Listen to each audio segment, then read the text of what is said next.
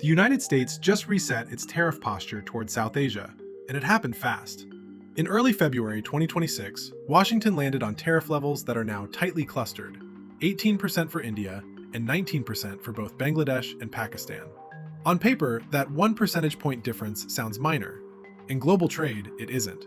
1 point can decide where the next billion-dollar sourcing contract goes, especially in price-sensitive sectors like apparel and textiles. But to understand why this matters, you have to zoom out and look at the broader trade picture. Let's start with scale. According to the U.S. Trade Representative, total U.S. goods and services trade with India reached roughly $212 billion in 2024. Goods trade alone was nearly $129 billion. India is by far Washington's largest trade partner in South Asia.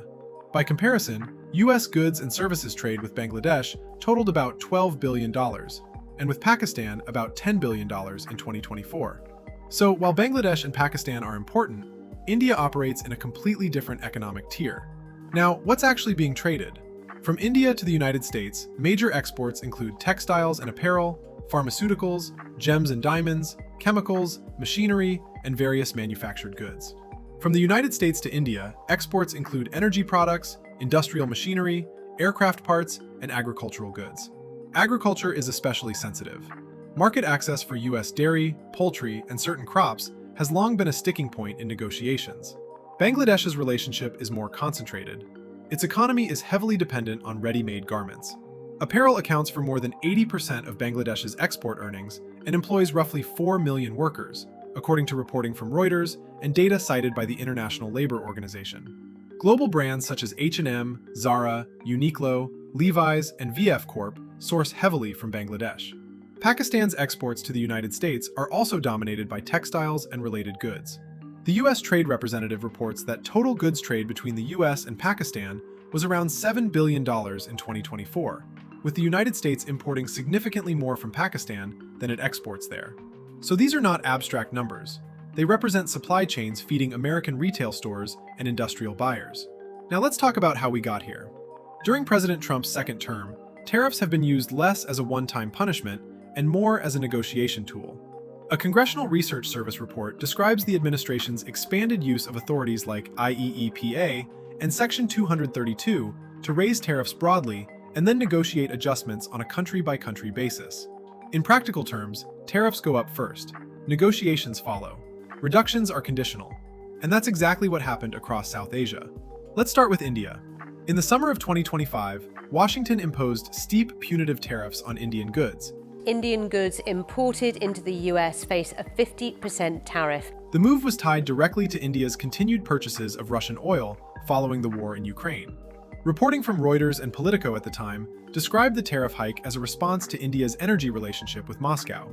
India had become one of the largest buyers of discounted Russian crude. In the first 9 months of 2025, India was importing around 1.9 million barrels per day of Russian oil, accounting for roughly 40% of Russia's seaborne exports in that period.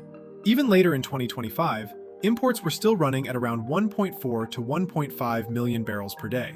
From Washington's perspective, Russian oil revenue supports Moscow's war effort, so trade pressure became leverage. Fast forward to late January and early February 2026. US and Indian officials finalized an interim trade framework. Under the leadership of Prime Minister Modi and President Trump, they have come to a very fair, equitable, and balanced agreement which will slash US reciprocal tariffs on Indian goods to 18%. Additionally, 0% tariffs will be given on several products like generic pharma, aircraft, components, auto parts, etc. The United States rolled back the punitive tariffs, lowering India's effective rate to 18%. The rollback was tied to India halting Russian oil purchases and reducing certain trade barriers. In other words, tariff relief came with conditions. But this created political tension inside India. Indian farm unions and opposition parties warned that expanded US access, especially in agriculture, could hurt local producers. India has millions of small farmers, and agricultural policy is politically explosive. Opening markets to large-scale US agricultural exports can be framed domestically as threatening livelihoods. So India gets a lower tariff rate, 18%, but at the cost of domestic political pressure and strategic recalibration. Now let's move to Bangladesh. Bangladesh landed at 19%, but the structure of its deal matters more than the headline number. Statements from the White House indicate that the United States introduced a carve-out, zero tariffs for certain garments made using US cotton or synthetic inputs. That's a strategic supply chain incentive. It effectively says, use American materials and you get better access. This will be really a good advantage if we can do it in practically. So there are some challenges as well to implement it, but the bottom line is this is a good advantage if you can take it. Because for example, just an example, like if you are reducing your reciprocal tariff by 1%, it's 1%. But if you can make your product with that cotton from USA, you can reduce by 19%. So of course this will be a big impact in practical if you can implement it. For Bangladesh, this isn't primarily about geopolitics. It's about jobs. With over 4 million workers in the garment sector and more than 80% of export earnings tied to apparel, even small tariff shifts can have nationwide economic consequences. Bangladesh's leadership has focused on protecting factory employment and maintaining competitiveness against regional rivals. Now Pakistan. Pakistan also sits at 19%.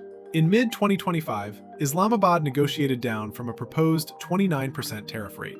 Textiles, Pakistan's largest export category to the US, were central to those negotiations.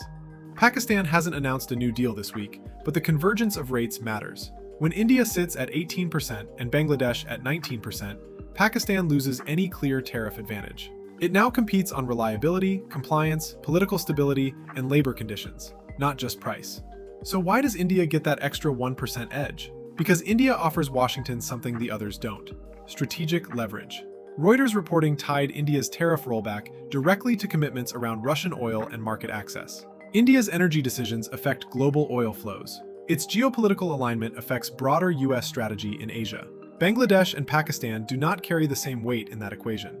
That 1% difference is symbolic. It reflects bargaining power. And this is the bigger takeaway. Between the summer of 2025 and February 2026, US trade policy toward South Asia operated as a conditional system. Tariffs were raised sharply, negotiations followed, concessions were extracted, rates were recalibrated.